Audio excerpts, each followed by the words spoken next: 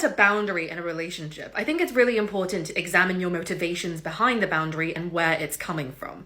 I think it's all right to set whatever boundaries you want, but it starts getting problematic the moment you are setting a boundary because you're trying to avoid doing some much needed personal work.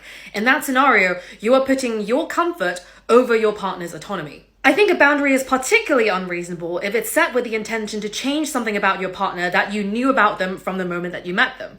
For instance, if your partner is a professional surfer and you are uncomfortable with them wearing bathing suits out in public or surfing with other men, and you ask them to stop doing that because it's a boundary of yours, that's simply abusive. You need a different partner and you need to re-examine your motivations behind that boundary instead of changing something about your partner that, you knew about them and that you signed up for. Obviously, I'm not advocating for the eradication of all your boundaries in a relationship. I believe that boundaries are important and necessary, but you always have to think about why you're making them and, the emotional labor that is costing to your partner by setting a certain boundary.